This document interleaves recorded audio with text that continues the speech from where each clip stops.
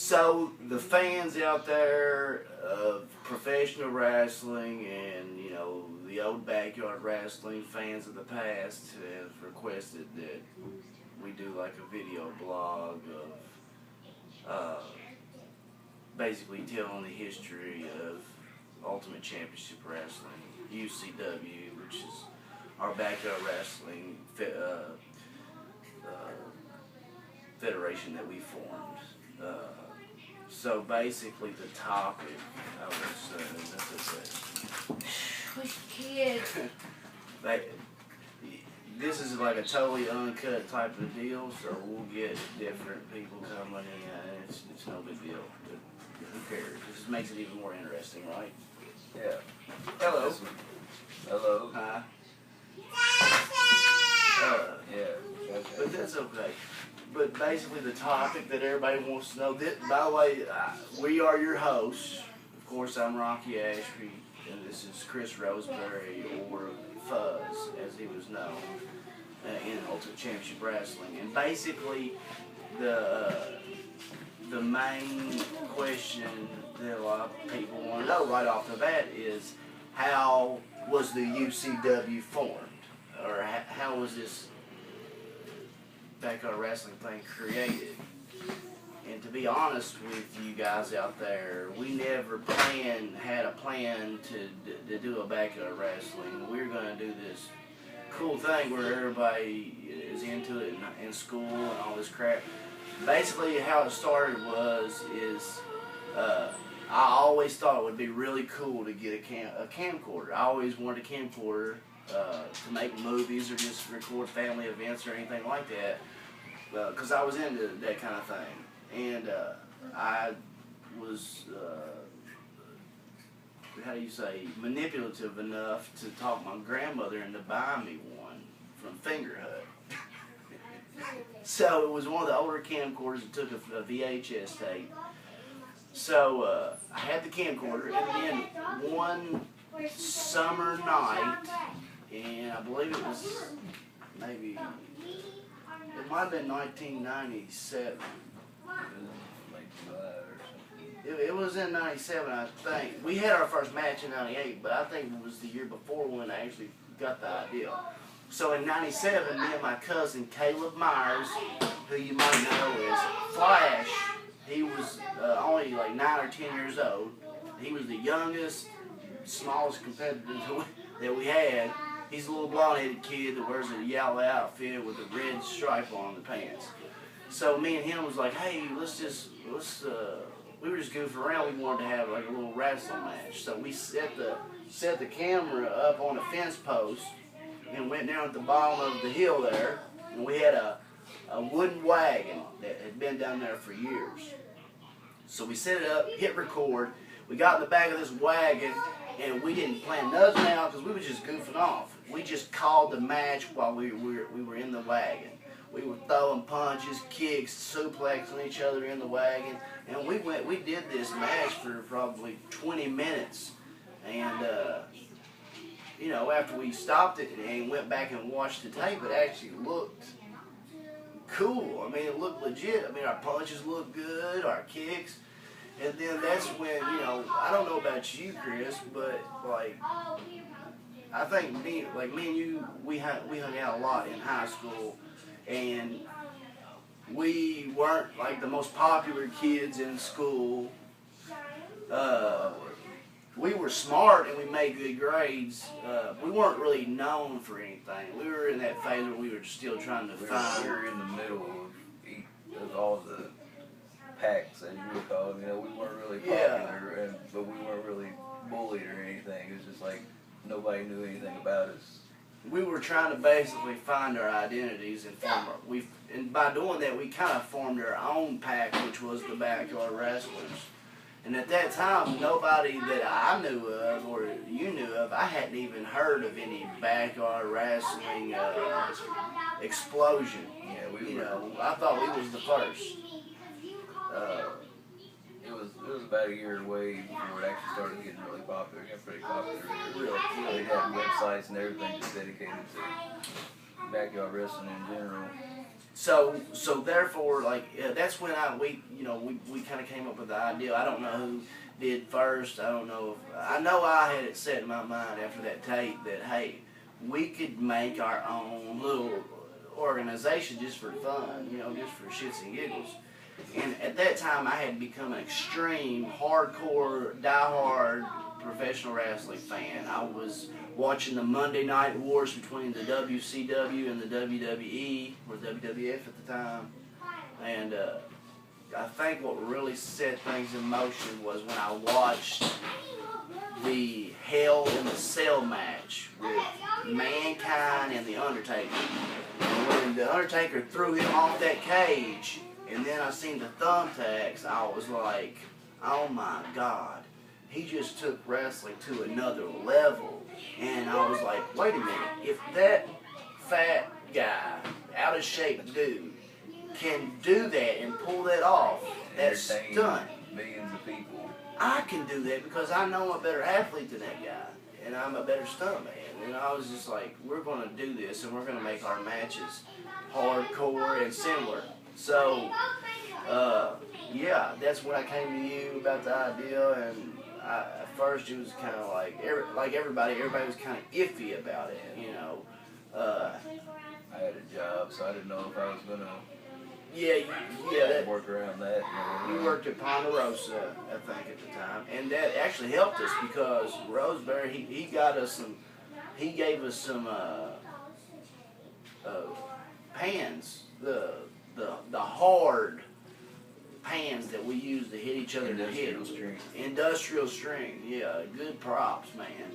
Because before that we were stealing the lunch trays from high school, which were red and fiberglass. Going to jail. No. I stole them, actually. What I did was that I sent. Did you take them? Yeah, I think you took one. I took one. We seen something extra laying on top of something. I took one and just put it in my book bag. It was big enough to fit in the book bag. And, man. We didn't think you'd get to steal a lunch tray anyway. They wouldn't even think you could. No.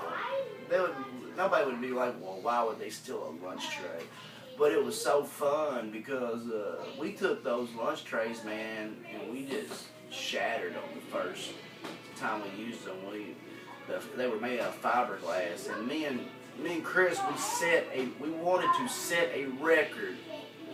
I still have it. I don't know. We might want to try that in Guinness or something like that. See if that's a record. The record for the most shots to the head, back to back.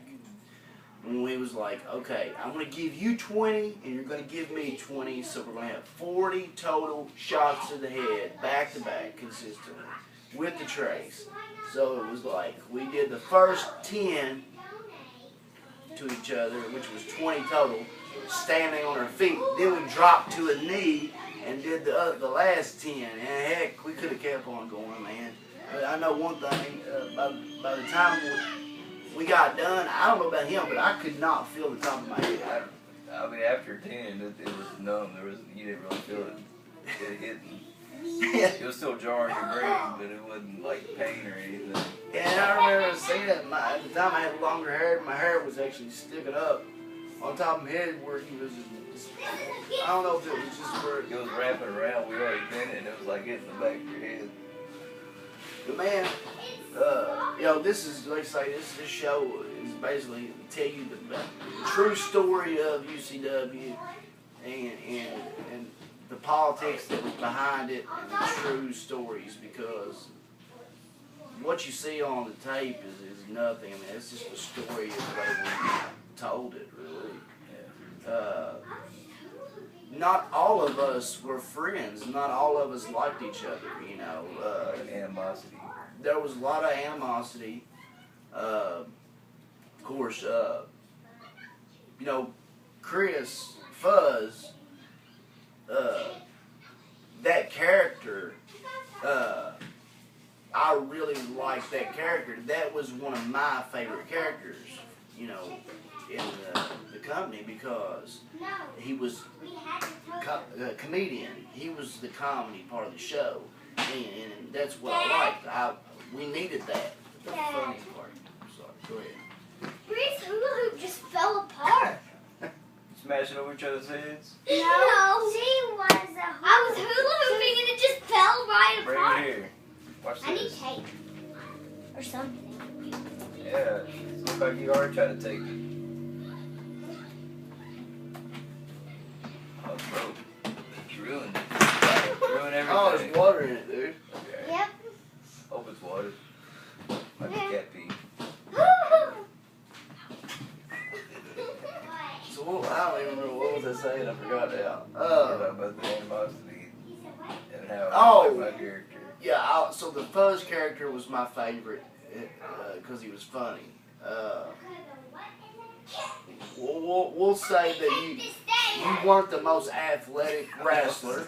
Athletic at all. Just take this thing. I don't have anything. But he still, Take your mouth shut. the character still had trademark moves. And one thing about Chris that he could do well is take a lot of shots to the head with different, different objects, whether it be industrial pans, trays, 2x4s, Chairs. What else was it? CD cases. I hit you with CD cases hard. Anything I hit, it's road signs, which we didn't use road signs very much. Somebody else did that, not us.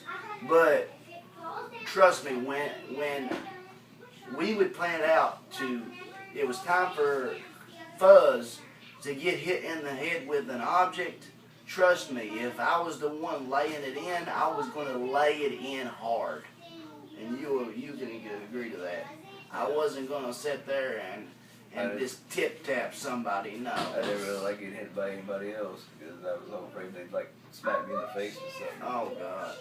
And you gotta protect the sport, the business. You know, you can't hit easy. You gotta lay it in there because you can't. Even though it's an open deal now, a straight shoot. Wrestling. No more K5. Do what? No more that K5. Yeah, no more K5. It's wrestling stage. It's predetermined, but it's it's still dangerous, and stunts that we do pretty Injuries still happen. Yeah, I would say I've done mixed martial arts. I did pro fighting, and I've done backyard wrestling too. And out of the two, I think that wrestling is more dangerous. You have a higher chance of getting hurt. Because once you start getting hurt in UFC, the referee's there to stop. Yeah. And you never know what's going to happen if you're up 20 feet in the air trying to jump off of something. And a lot of times you're putting your body in, you're trusting another human being with your life, because if they're lifting you up and they're going to be the ones dropping you or throwing you, and you're allowing them to do that. If they drop you wrong, they could kill you. In fighting, you can prevent that. You can say, this guy's going to try to take me down. Oh, no, you're not. Yeah. What do you want? You better look where you're going. Get my shot. Hello.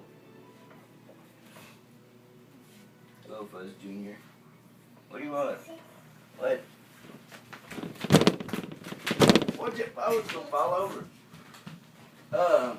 So Fuzz was going to take a break, but what we'll talk like one of the main animosity that problems, drama, chaos that we had in UCW was the fact that I created this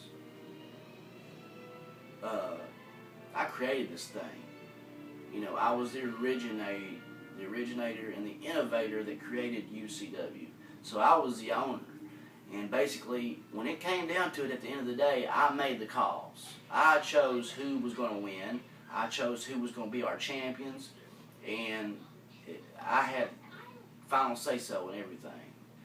And me and Chris were good friends, and Chris was an entertaining wrestler. What we had was we had other wrestlers that were more athletic and could do a lot of cool things, but their character wasn't established yet, and I tried